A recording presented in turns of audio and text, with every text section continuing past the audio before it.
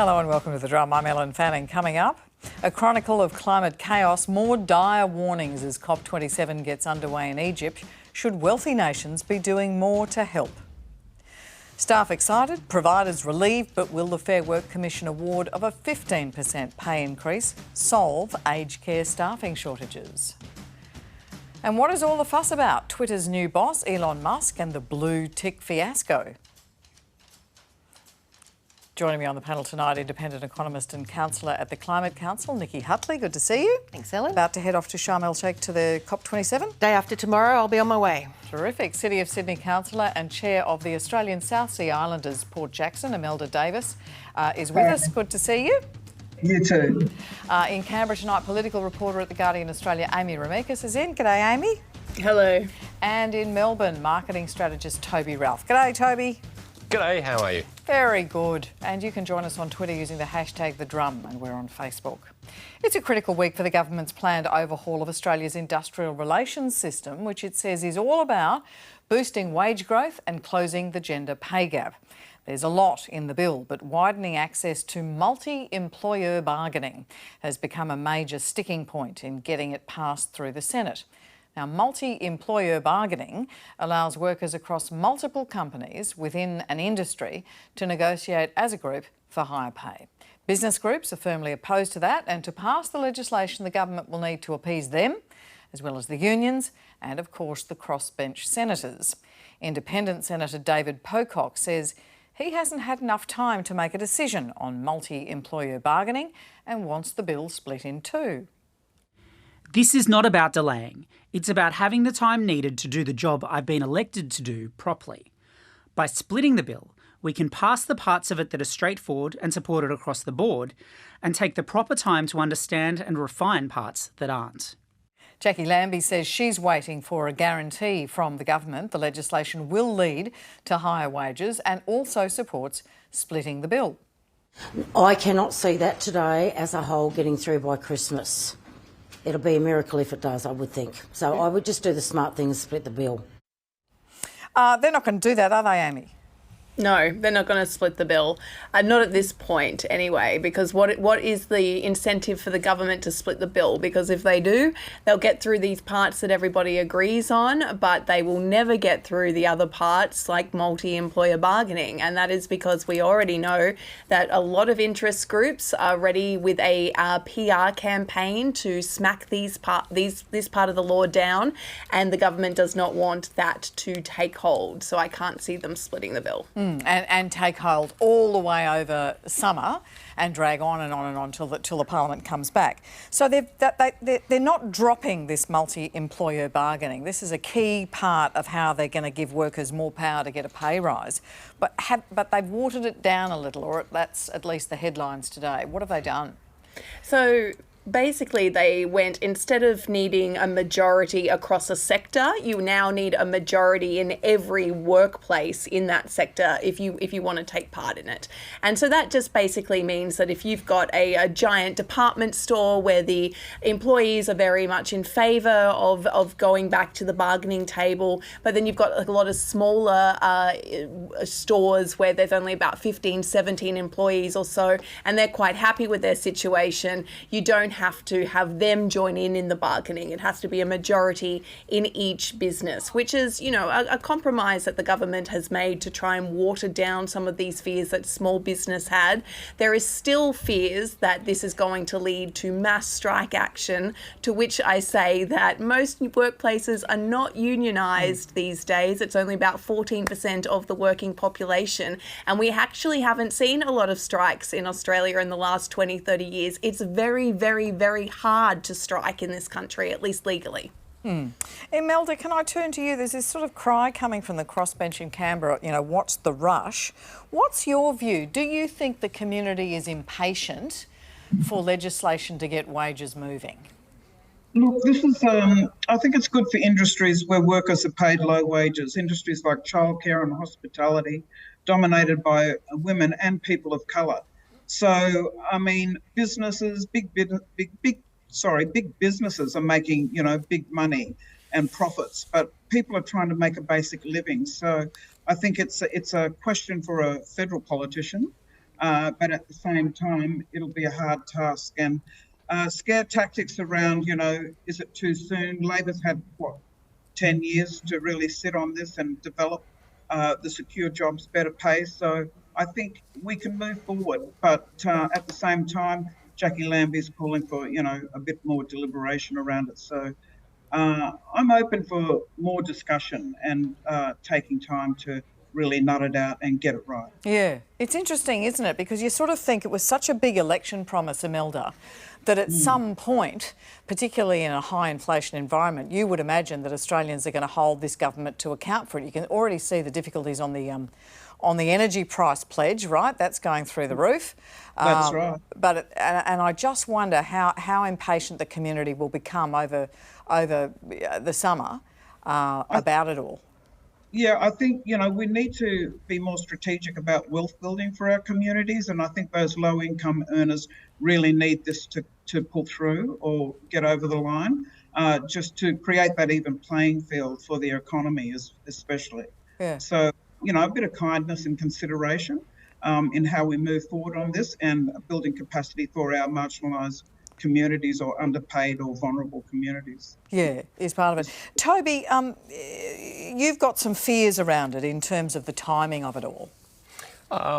Simply, I'd like to see well ventilated legislation, well thought through, involving all stakeholders, agreed. I think it's more important that we get it right than we get it fast.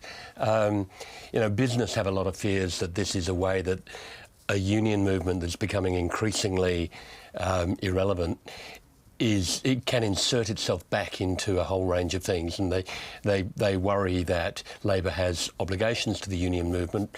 As Amy was saying, unions have fallen from back in 1976. A small majority of workers in Australia were members of unions. Now it's 14%, 1 in 7.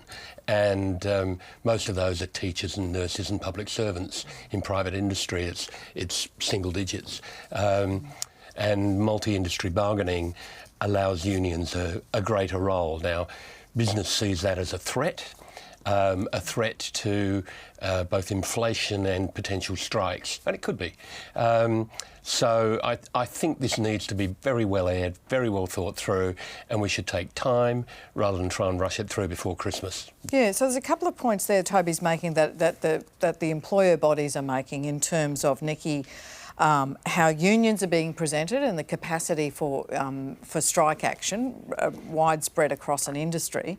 And secondly, the question of is it going to be inflationary? In other words, if we all remember from the Hawke-Keating reforms that if you don't have productivity driving wage growth, it will be inflationary. But at the same time, we're about to talk about aged care. Well, how much more blood can you get out of a stone in terms of that productivity? Well, it's interesting they talk about inflation rather than profits. Because the two are part of the same story, and one doesn't necessarily, higher wages don't have to lead to inflationary pressures if you've got productivity gains. Although I would note that over the last 10 years, even though productivity growth in Australia has been quite slow, and in fact getting close to only 1%, you would still expect that to be showing up in wages over and above sort of the average CPI. Well, we haven't.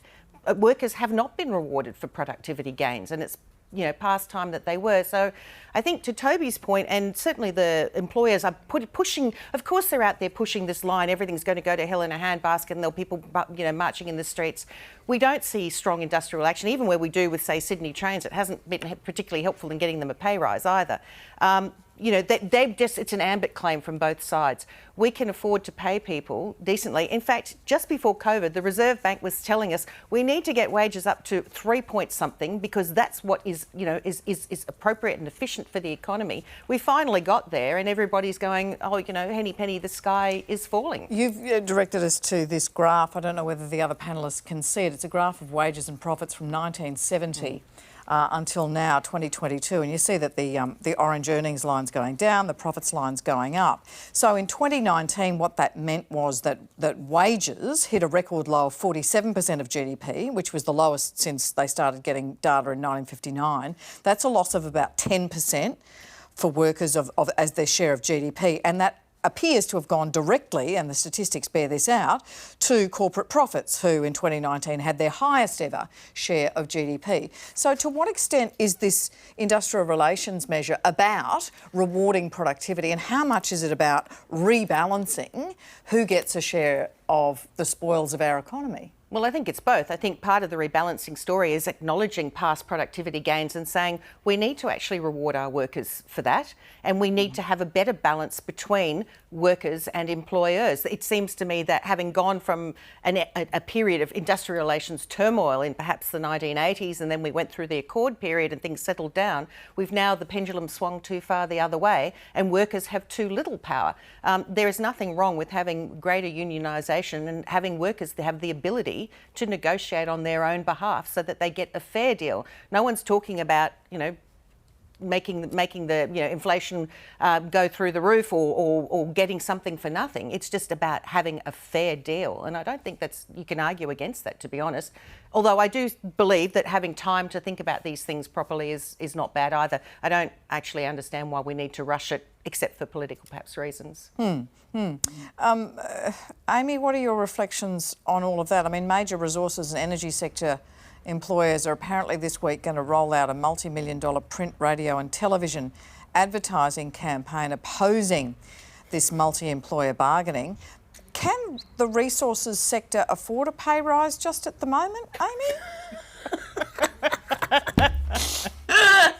See, I thought that they're doing it so tough at the moment. Every time I get my power bill, I go, oh, these poor energy companies who are having to charge so much money because of a war in Europe and making us pay for it because they own Australia's resources and are making plenty of sunshine from it at the moment. So yes, they can afford a pay rise, but we're not necessarily even talking about the resources industry and their employees, because mining employees and the rest of it are actually remunerated quite well in Australia. We're talking about mostly feminised industries which have actually seen their wages go backwards, and we're about to talk about aged care.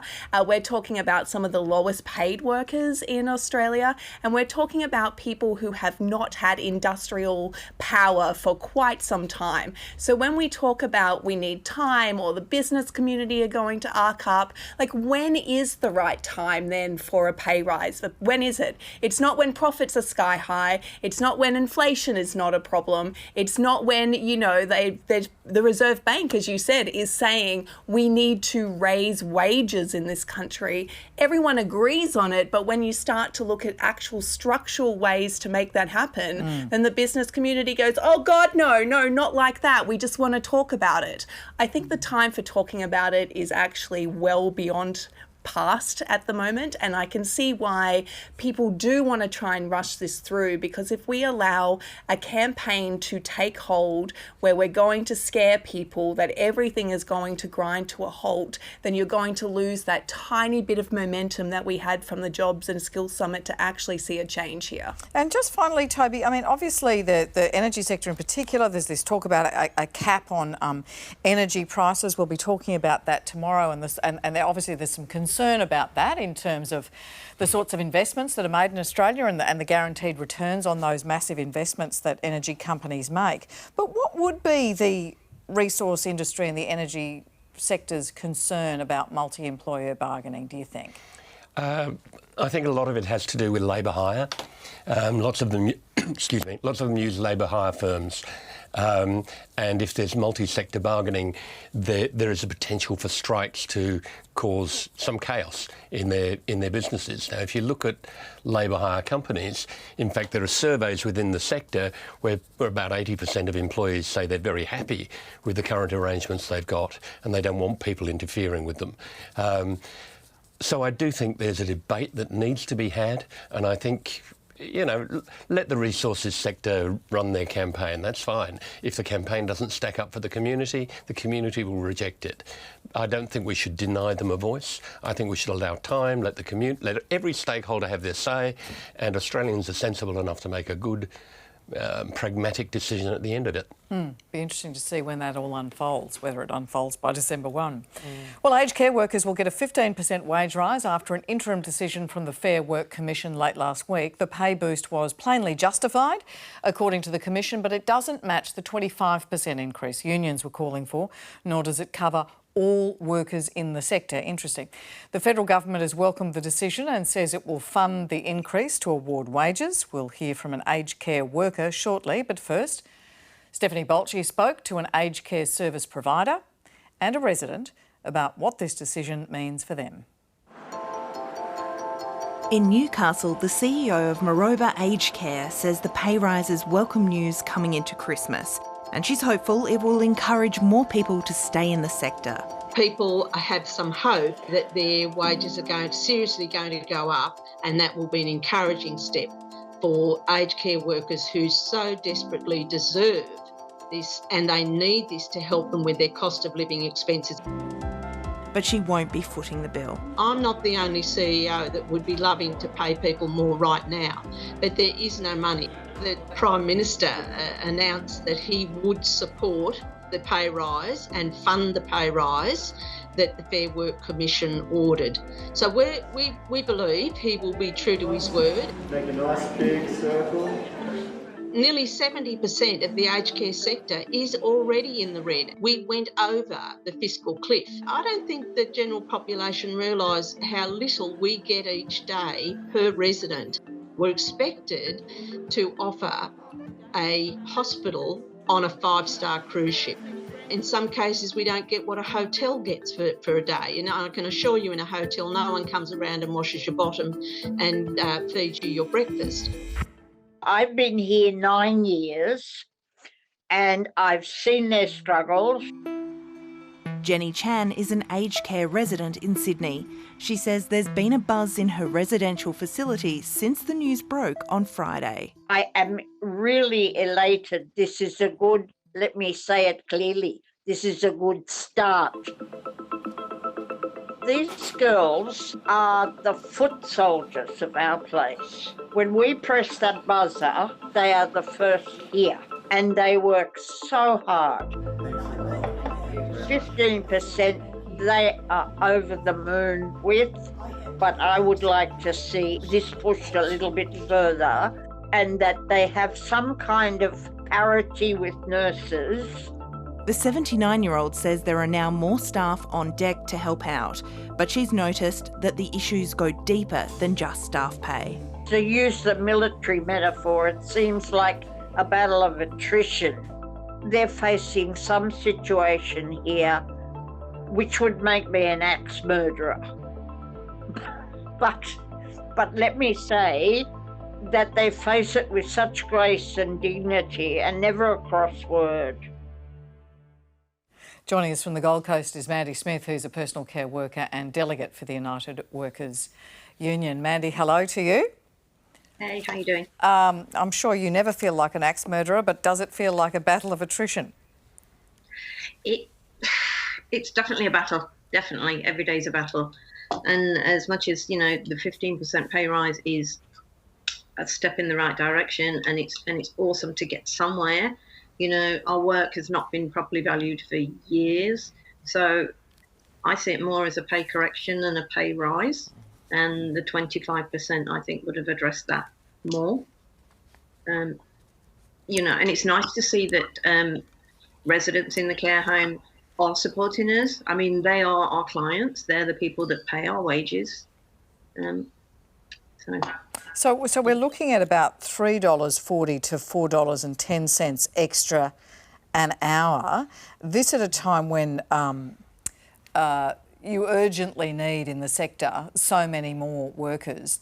How much of a difference does that make to people working in the industry, keeping them in the industry and attracting more people to the industry? It'll definitely keep some people in the industry. Okay. I mean, I'm struggle every month now, especially, you know, my mortgage has gone up 3 times. My wages haven't gone up. I have to find that money, the petrol and everything. We're struggling so badly to get people working. We do back-to-back shifts, and the agency workers come in, and you know that we're thankful for the agency workers, but A lot of them don't come in with experience. So we're having to guide them and teach them, and they're getting paid twice as much as we are. So it would be fantastic to get more people into the industry. It's a very rewarding job. But we don't just need qualified people, we need people with experience. Yeah. Yeah. Emelda, you yourself have worked as an aged care worker in the past, and your family has been in the caring professions. 15% it's sort of being presented as a down payment on that broader claim, but it hasn't been extended at this point of time to allied health, catering, cleaning, laundry and maintenance staff. Yeah, look, I just can't understand why this industry would not be getting 25% minimum pay rise simply because of the nature of the work that it is, the emotional, the physical, the psychological support that's required, the empathy and the natural ability to be able to apply those skills, because it is an overbearing, emotional job. And the challenge here is that, I guess, people aren't thinking about these are our most valued citizens, people that have dedicated their lives to the betterment of our nation, if not the world. And, we're just thinking of them as something nothing. And we're not going to commit to supporting them through their last days.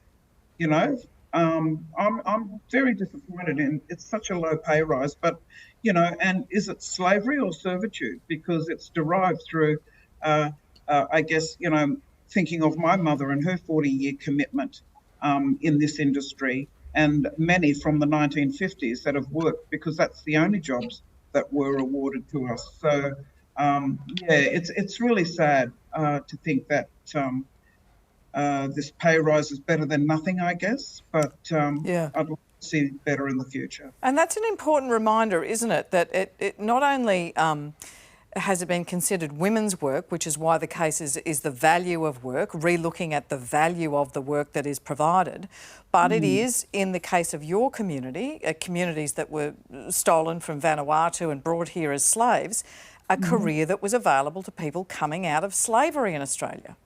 That's right. And still today, the Pacific Labour Mobility is looking at, bringing our people in as aged care workers. But in reality, the skill base is great to acquire that here in this country, but back home in our, countries or Pacific nations, we don't put our families into aged care. We look after our people, even here, nursing our parents at home. So taking that skill base back is really, null and void. But at the same time, the empathy, the understanding and the commitment to nurturing our elders is there, and it's great for this industry of Australia. But where do we find the balance? And they should be paid accordingly because they're rebuilding their communities on this money. Yeah, in the Pacific. Toby, are you a boomer? Yeah, you bet I am. Hey, boomer. Yeah. OK, so Abul Rizvi, former Deputy Head of the Immigration Department. For developed nations, he writes, the period of 1950 to 2050 will be an extraordinary population shock. You boomers have been a shock all the way along. Shocking. You shocked the pants off everybody, massive population increase and this massive increase in demand in the 1950s. And then you all hit the workforce and the largest injection of workers ever into the economy. And now, I hate to break it to you, Boomer, you are ageing and dying. Not you personally, it's just a cold. But the consequences of this is that lower per capita tax revenue, but you're costing us all more, mate, because we need more and more people to look after yous. Exactly right, and that's happening around the world. I mean, it's a relatively small problem here compared to, say, Japan, but it's still a huge emerging problem. Fewer and fewer people are going to have to support more and more, it's an issue. And so I have a different take on this. The taxpayer here has funded a 15% increase to these people who are paid very little. Some are getting $25, $26 an hour in that market. Now it's going to take them up to maybe 30. And they work hard and they work well, but 15% is still a large and inflationary increase. Leaving aside the question of whether they deserve it or not, if it makes that industry more appealing, then workers will come from other industries. We have a shortage of workers, and we might make this more appealing and create a drama somewhere else. I actually think we should be increasing our migration, either on short-term basis or a longer-term basis, so we get more young people in who can work, who are happy to do this kind of thing. The endless people in the Philippines, for example, who'd love to do this. We're a multicultural country in need of workers, and we should open our doors, I think, and do that. It'll be good for the tax base. It'll be good for doing the job that's necessary, and that's where I think we ought to be going. Mandy Smith, do you have views on that? We have an awful lot of people that were in aged care that have been driven out by the low wages and also the atmosphere and everything that you work in. I mean, domestic home care workers, cooks, cleaners, and lifestyle have not been included. We can't run without them. They are an integral part of our facilities. And without lifestyle, for example, you get behaviours. With behaviours, you have less time to care because you're coping with behaviours. So they need to be involved. They need to be included in this pay rise, and then entice people back that used to work in the industry.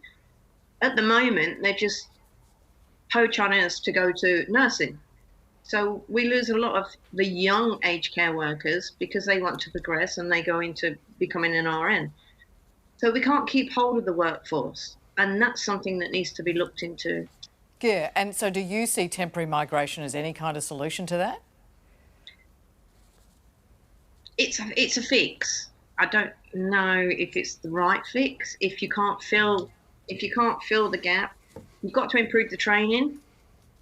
It's got to be a job that people want to do, because the wages are never going to be fantastic. And if letting more people in is the right thing to do, and they're the right people to fit the in the pocket, then yes. Emelda? Look, I just think people need to be trained and understand this industry. It's not just, you can walk in and lick a stamp and it's all good. It's really, a skilled area. And as I said before, just bringing people in for the sake of it. I mean, what's in it for them long term if you're bringing in temporary residents? I mean, they come, they go. But make your point there, Emelda. What you're saying is that temporary workers, there's got to be a benefit beyond wages. There has to be a benefit. That's right. There needs to be some sort of permanent residency or permanent visa access when you're working in these industries, because it's a dead end once they go back home, because the skills aren't necessarily required. Okay, and so therefore what? That it's exploitative? It is exploitative, and we're seeing this across the seasonal worker scheme. People are getting exploited to no end, and low wages, and still, the powers that be are just, turning a deaf ear to what we're advocating for here, and that is better conditions, better pay for our people, and you'll get the outcomes, and you'll get the sustainability. But as it stands now, people are. What do they call it? Absconding or defecting or moving on to other better paid jobs, for less time and I guess lots more money. Yeah. Let's quickly, Toby, yeah? Let's not forget, I mean, Helen's saying people are moving on to work in health, becoming RNs, because it's better paid. Mandy, yeah. Well, if we lift the terms and conditions in this industry, we'll start to hollow out that industry. There's a shortage of workers. That's the base problem. Yeah. Nicki? So I think there is there is an issue around relativities, and this is part of the problem with dealing at one industry at a time. And to me, you know, my dad was in care for a few years before he died, and honestly, these people are absolute saints. I could never pay them enough. But at the end of the day, I mean, I disagree with Toby. I don't think it's inflationary because the government's going to fund it. It's more of a fiscal impact than one on inflation. But we still have a problem with how we fund all of these things. And as a starting point, this is fine. The government is under pressure to do so much for so many people. You know, childcare workers will be lining up next. But this is the problem when we are dealing with one industry at a time. There are huge numbers of feminised industries where we are underpaid. I mean, you know, add nurses to that list, add childcare workers. So we do need disability care. Oh gosh, absolutely. You know, we do need more workers. So I think migration is part of the solution, but not let's just bring in cheap workers that we can exploit. Obviously, let's increase the population of permanent migrants. Give them the training so they can stay and build a sustainable career, because it's not in anybody's interest to the aged care to have to keep training people every 2 years anyway. That just adds to the cost load. But I think we have a very big issue here across multiple industries where I agree we shouldn't be talking about a 15% pay rise. What we're talking about is actually paying people a fairer wage. It's talking about 15% pay rises is misleading because this is about pay parity across things. And this is what we have to do. And I suspect that with some of the support industries like chefs, it's a little bit more problematic because of what the alternatives are. But I get your point that you've got to get a chef or a maintenance person may not face the same degree of difficulty as the actual care worker in an aged care home compared to if they're working in a maintenance job in somewhere else. So there's a lot to unpack in this. Amy, am I right in thinking, so 320,000 people benefit from this and that it's likely to cost taxpayers $1.9 billion a year? And the signs do seem to be that the Commission will go further in its full report, extend it to more workers and perhaps bump it up a little further. You're getting into the, I mean, not commenting in any way, shape or form on the fact that it's deserved, but that's a big call on the budget, isn't it? Particularly when you think about what's happening with the NDIS as well. It is a big call on the budget, but I think we need to stop thinking about the care industry and the NDIS as burdens of the taxpayer and actually start thinking about them, which they are, which is an investment in our community. Because it's almost like we privatised all these industries, particularly the care industry, and they've been run for profit for decades. And now we're kind of going, oh God, workers aren't being paid. We can't get proper care for our loved ones, be that childcare, disability care or aged care, and the government is having to step in to ensure that those sectors, those absolute crucial sectors to the way that we run our economy can continue. So while we do keep talking about cost, we're not actually talking about the cost of not doing anything, of a government not stepping in and doing something. Mandy, final word to you. Just give us a sense. I mean, you feel free to ignore the question. People often do, but the question will be, what are we looking like in 5 years in terms of staffing if we can't improve this situation? How dire is it? It's beyond dire. We are so fatigued, so burnt out. It's, you know, shifts are starting to go unfilled now. Managers have to say just exactly how much they're paying on agency and why the staff are off, so they have to be replaced.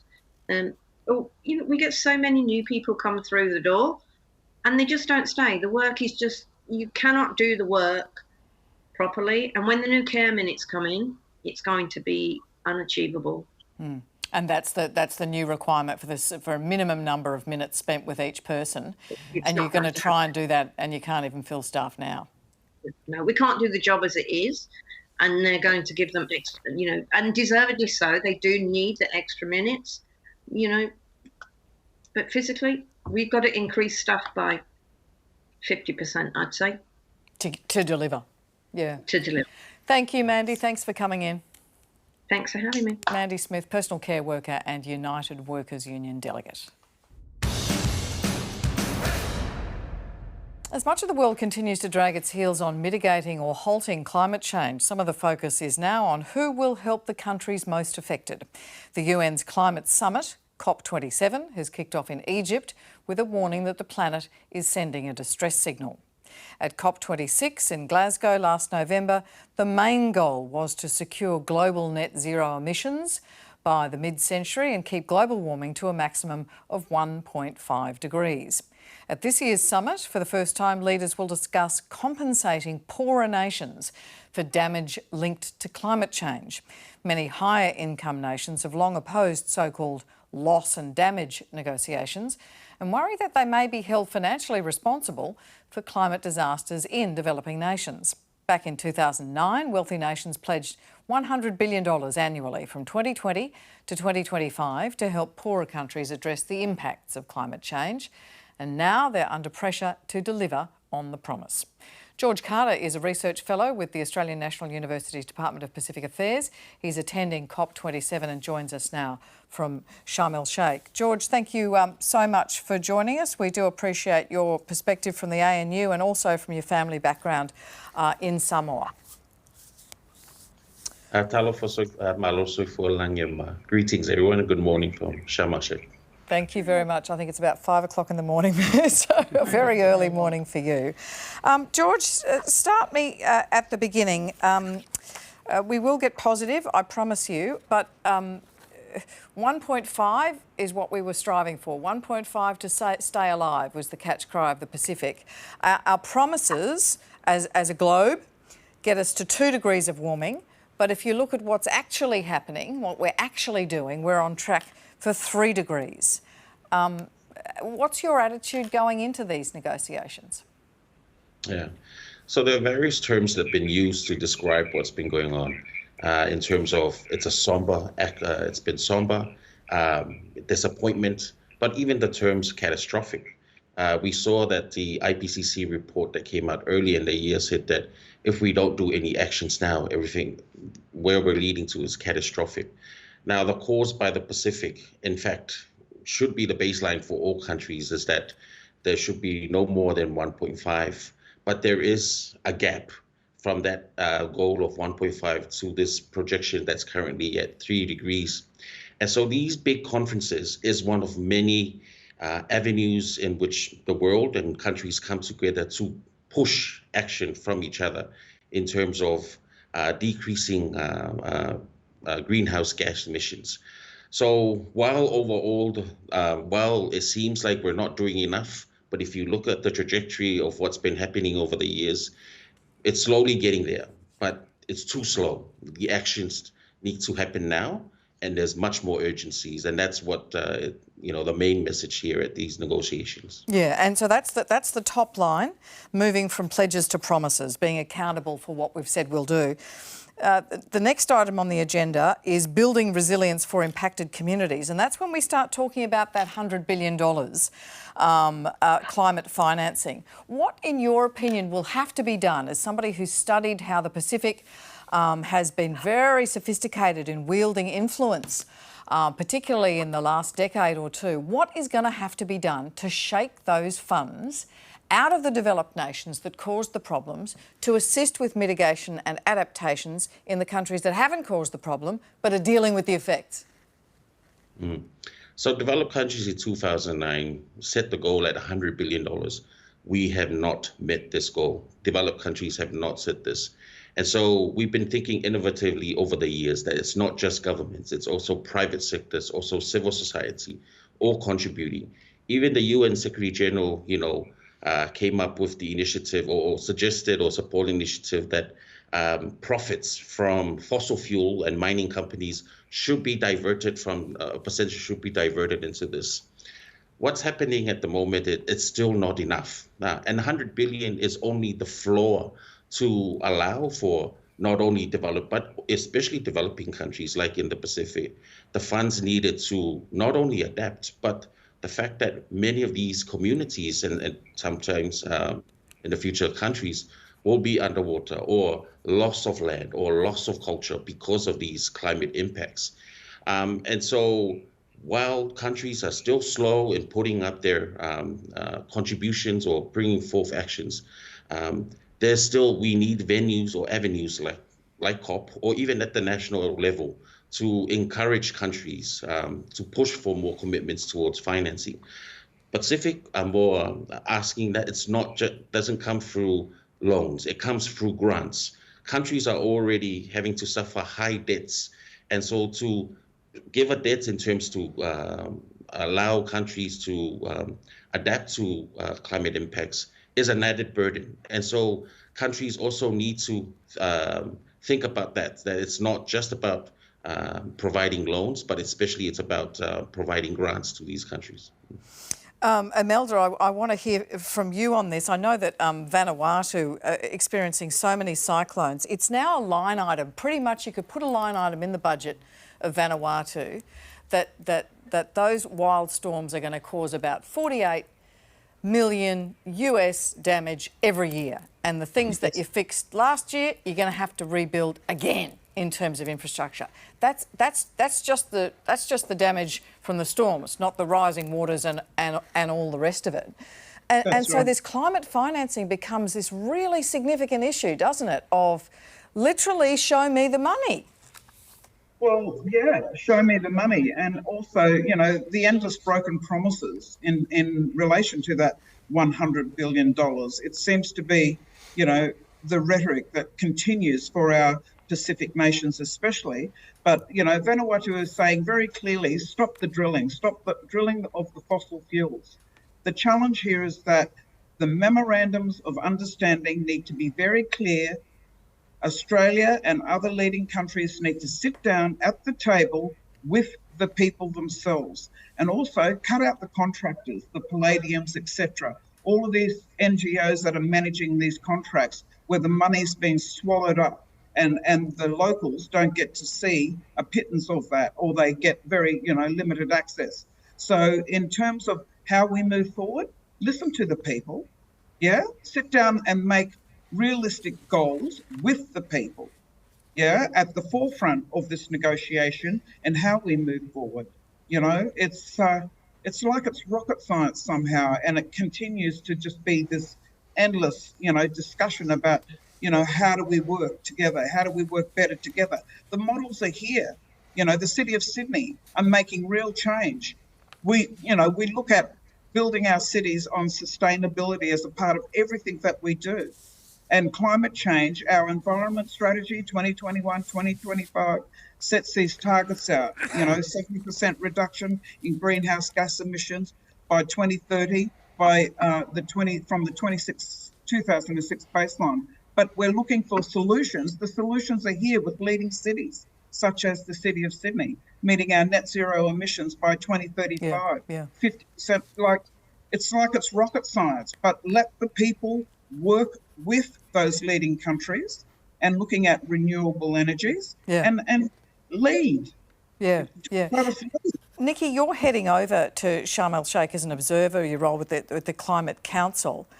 Australia is the only country to have increased its ambition since Glasgow at the end of last year by dint of that legislation passed 43% reduction on 2005 by 2030, which really just brings us up into line with the mainstream. At the same time, does Australia have ambitions beyond that? You know, we talk about whether we should rejoin the Green Climate Fund, which is a big fund that developed nations who used fossil fuels on the ladder to industrialisation and a greater standard of living, pay countries that are suffering the effects. We talk about, gosh, we'd like to get together with our Pacific neighbours to host one of these COP events.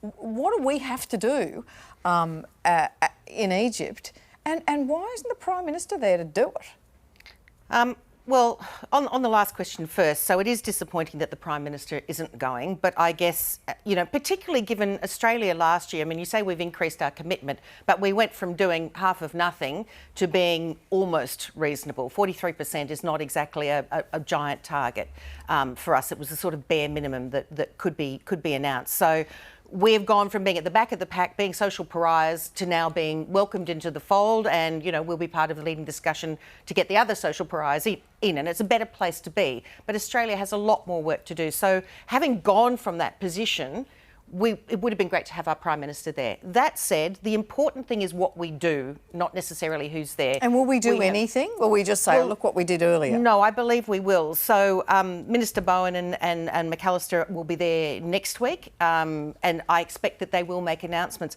Australia bidding for COP30 or whatever it is. In 2026 to host it here in 4 years' time. with the Pacific.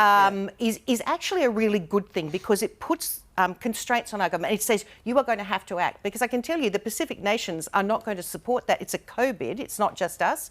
They will not support it unless they see further action from Australia. But can I just make a point to Emelda's point?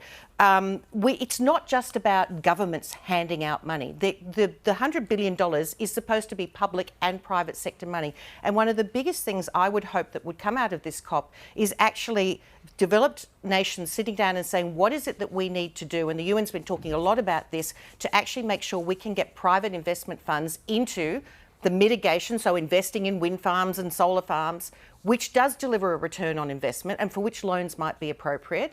Then talking about adaptation, so seawalls, whatever it might be, which doesn't have a financial return and which needs grants, not loans. And then, of course, there's the whole loss and damage piece, which is a giant, much bigger piece. But clearly, we should also not continue to expand fossil fuels. Fossil fuel companies should be forced to pay for some of this. It's a shame we don't have a carbon price, but you're not allowed to say that in Australia anymore, because that would help us to fund some of these things. So there's a lot for Australia to do. We need to up our ambition. We need to move harder and faster. Ultimately, as George just said, we're at seconds to midnight on this. We don't have time. We don't have the luxury of time anymore. Everyone needs to go hard and fast. But it's great to see things like in the US, the Inflation Reduction Act, which is oddly named because a lot of that is about providing incentives for renewable technologies, for example. So we are seeing that. And even though China is doing more on coal, unfortunately, in the short term, they're also they have the most amount of renewables. They are going gangbusters on this. So there are signs that we're doing things, we're stepping forward. But yeah, boy, there's a lot we need to do more. It's a tough moment, it's like the Rangers chat, isn't it? It's never a good time. It's a tough moment though, Amy. I was noting that some African leaders have started talking about carbon colonialism, right? Climate imperialism, saying essentially developed nations in the global north, let's just say, saying to the global south, well, we climbed the ladder, the fossil fuel ladder. You're still burning wood and charcoal with all the effects of that on your communities and your health and all the rest of it. But you can't have oil and gas. You can't have oil and gas to improve the health and well-being of your people. And then they turn around and say, Germans can't do industrialisation, right?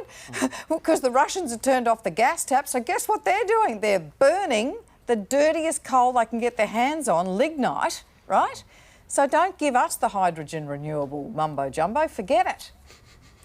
Yeah. It's almost as if, though, that we've just left it to the absolute last minute and now we're scrambling for solutions. I mean, part of the issue, as you've just highlighted, is that Russia turned off the tap, which is something that, they had been threatening off and on to do under Putin's leadership, and people didn't take them seriously. And now that they have done it, then they don't have the resources available in order to keep the power on. So that is a sudden change. And when we're talking about what we've been telling developing nations about their responsibilities, I mean, absolutely right. You can absolutely see the anger and frustration and just hypocrisy of it all. But at the same time, we're not actually doing anything to help developing nations also turn to renewables, to build up power grids that don't necessarily need the same industrial baseload power that we have seen in legacy power networks in places like the United States, parts of Europe and parts of Australia.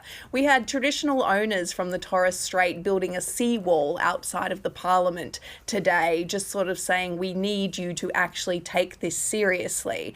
And I absolutely agree with Nicki there that we haven't been taking it seriously enough. And with the change of government, we're still not taking it seriously enough. And you're right, we are out of time on this. If we don't act now, well, we're just going to have it taken out of our hands. And if we think that there's a problem with accepting refugees from war-torn nations, just wait until there is a problem on with accepting refugees from nations where climate catastrophes have caused them to completely abandon their nations. George, take the opportunity, if you will, and then we'll hear from Toby, but take the opportunity. Nelson Mandela's granddaughter was writing about the issue, and what she's actually talking about is how are we going to affect vast behavioural changes, right? The scale of social change to get billions of individuals, particularly wealthier individuals in developing countries, to live a low-carbon lifestyle, right?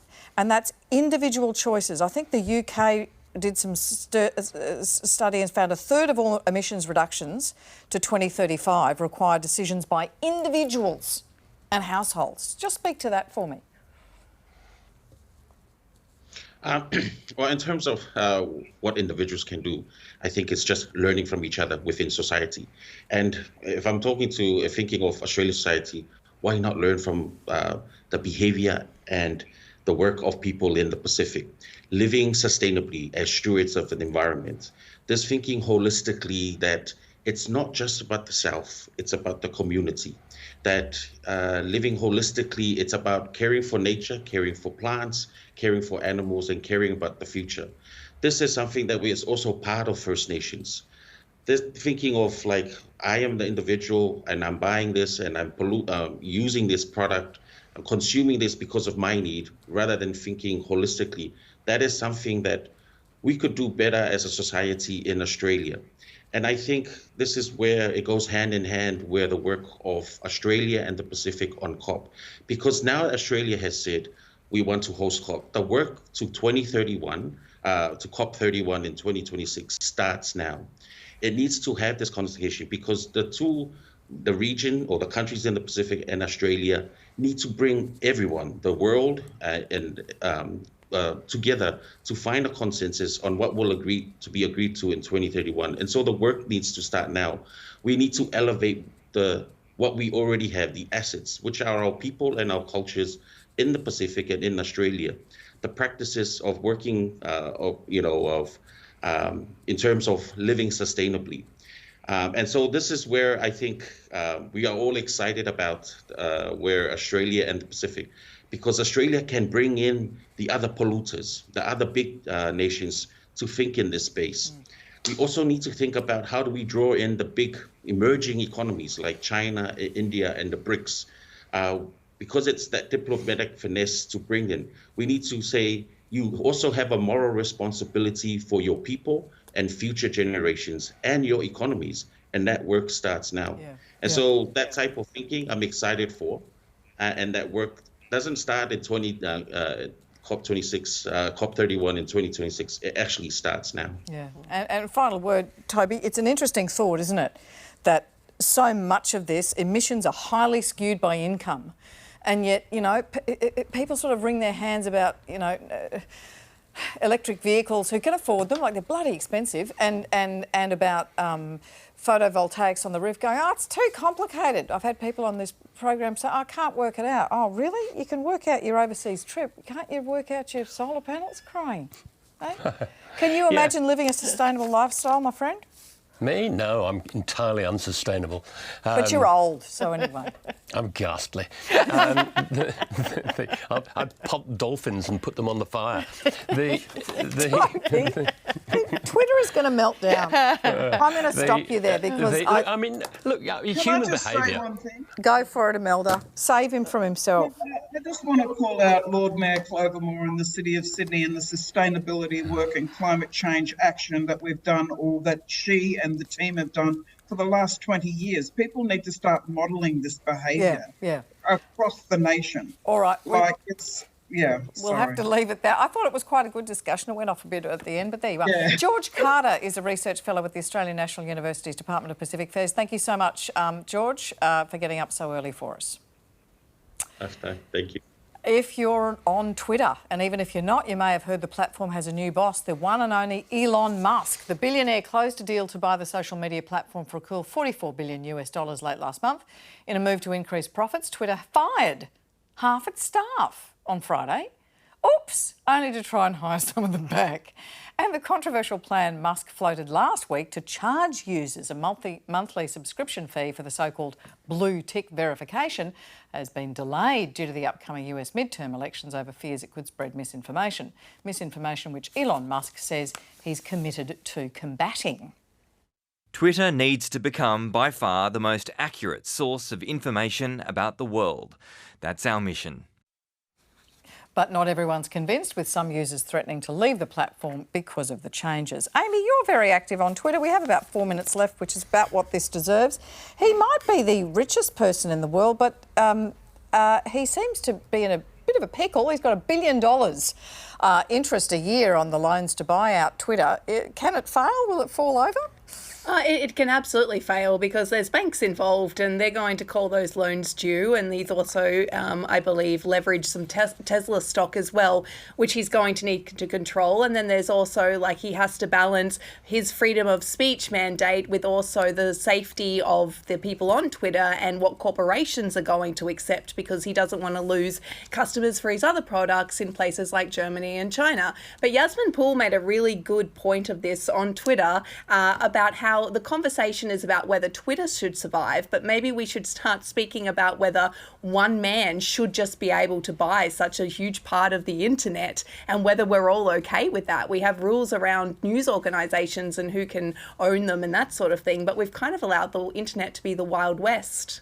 Yeah, Toby, that seems extraordinary to say. I'm going to make it a place for truth. Really? Yeah, not a chance. And I mean, Twitter is just another part of that great sewer of social media, which I dislike. You know, what a shock, Toby! It's a point. Shock. I know. I've said it before on here. We're a $15 billion advertising industry, media industry here in this country. The web has now taken at least a third of that. It's taken the profits from mainstream media. What does that mean? It means fewer journalists, less investigation, less interrogation of fact, less truth. I see Twitter and Facebook and those things as a cancer on the infrastructure of truth in this country. Oh. I hope it fails. Oof. Nicki, it's enough to make your hair curl, isn't it? $1 billion annually in interest alone, $13 billion in debt. He said he didn't care about the money, and just this week he's saying let's pay to make users pay to make sure they are who they say they are, which you would have thought was basic. Let people send private messages to their favourite celebrity for a nominal fee, paywalled videos, dismissing half the workforce and then hiring them back. Ooh. I often say about Mr Musk that if you saw a movie of his life to date and the things that he does and says, you would go, that could never happen. I mean, it is so bizarre and it is obscene that one man can do this much. I think our tech giants have gone way too far in how much wealth and power one individual has. They don't pay taxes. It's really quite scary. But if Twitter fell over tomorrow, I mean, I use Twitter. It's a good news source. I mean, it's not all factual, but, you know, I get information out. I try and get as much from trusted sources as I can. But if it fell over tomorrow, would I actually care? No, we'd just go back to doing things the old-fashioned way. Yeah, and it does just really quickly, Amy, that whole idea of move fast and break things, which is a Silicon Valley expression, it may turn out that's not innovation after all. It may be just breaking things. Well, yeah, I mean, like it does seem at the moment like it's that way. But I think the great tragedy if we lost Twitter is for all of the people who haven't had a voice and the artists who have been found, the authors, the comedians, and the communities that people who don't necessarily get out of their house for whatever reason. That would be the big loss. Yeah, absolutely. Well said. That's all we have time for. Thanks so much to our panel, Nicki Hutley, Emelda Davis, Andy Remeikis, and Toby Ralph. Have a great evening. I'm back in tomorrow night. See you then.